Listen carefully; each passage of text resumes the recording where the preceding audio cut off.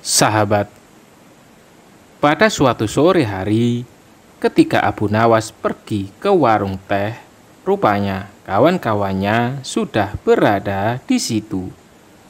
Mereka memang sengaja sedang menunggu Abu Nawas. Nah, ini Abu Nawas datang, kata salah seorang dari mereka. Ada apa? Kata Abu Nawas sambil memesan secangkir teh hangat. Kami tahu engkau selalu bisa melepaskan diri dari perangkap-perangkap yang dirancang Baginda Raja Harun ar-Rasyid. Tetapi kami yakin kali ini engkau pasti dihukum Baginda Raja bila engkau berani melakukannya. Kawan-kawan Abu Nawas membuka percakapan. Apa yang harus kutakutkan? Tidak ada sesuatu apapun yang perlu ditakuti kecuali kepada Allah Subhanahu wa Ta'ala, kata Abu Nawas menentang.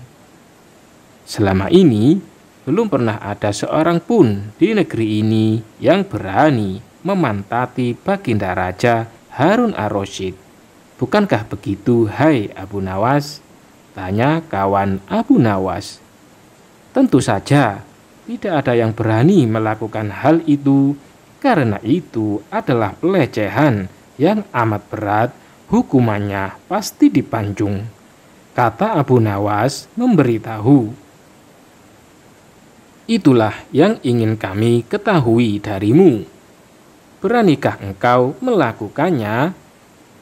Sudah kukatakan bahwa aku hanya takut kepada Allah Subhanahu wa Ta'ala saja. Sekarang, apa taruhannya bila aku bersedia melakukannya? Abu Nawas ganti bertanya. 100 keping uang emas. Di samping itu, Baginda harus tertawa tatkala engkau pantati, kata mereka. Abu Nawas pulang setelah menyanggupi tawaran yang amat berbahaya itu. Kawan-kawan Abu Nawas tidak yakin Abu Nawas sanggup membuat Baginda Raja tertawa, apalagi ketika dipantati.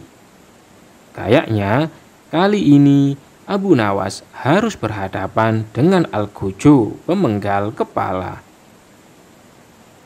Minggu depan, Baginda Raja Harun ar-Rasyid akan mengadakan jamuan kenegaraan. Para menteri, pegawai istana, dan orang-orang dekat Baginda diundang, termasuk Abu Nawas. Abu Nawas merasa hari-hari berlalu dengan cepat, karena ia harus menciptakan jalan keluar yang paling aman bagi keselamatan lehernya dari pedang Al-Gojo. Tetapi bagi kawan-kawan Abu Nawas, hari-hari terasa amat panjang, karena mereka tak sabar menunggu pertaruhan yang amat mendebarkan itu.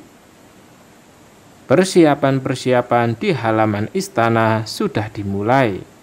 Baginda Raja menginginkan perjamuan nanti meriah, karena Baginda juga mengundang raja-raja dari negeri sahabat.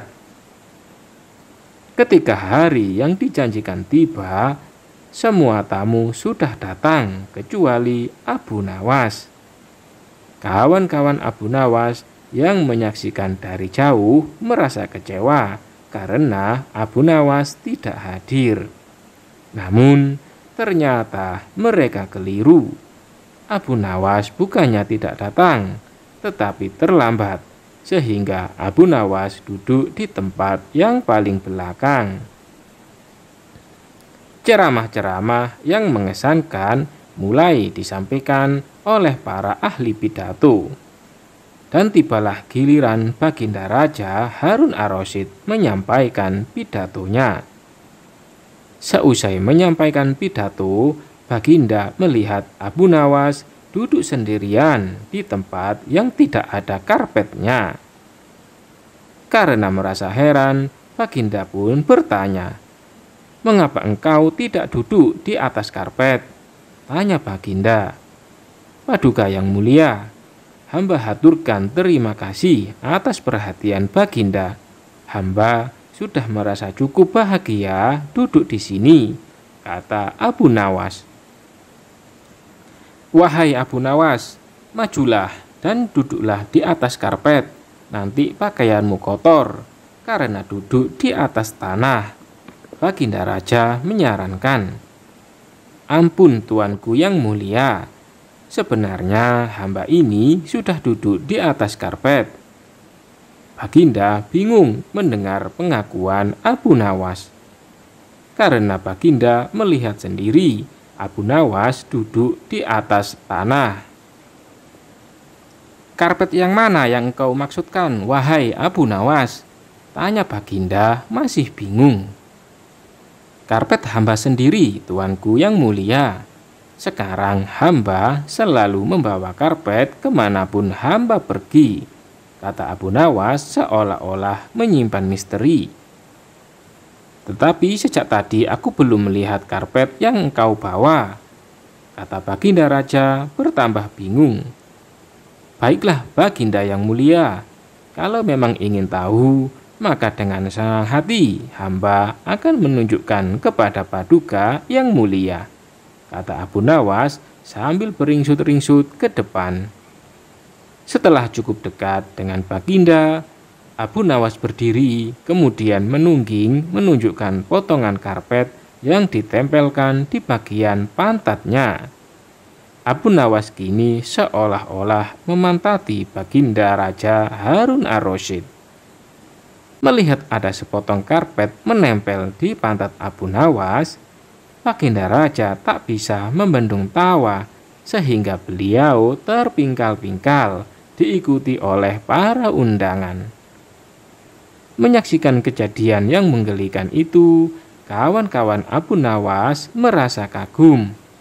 Mereka harus rela melepas 100 keping uang emas untuk Abu Nawas. Wallahu a'lam bishawab.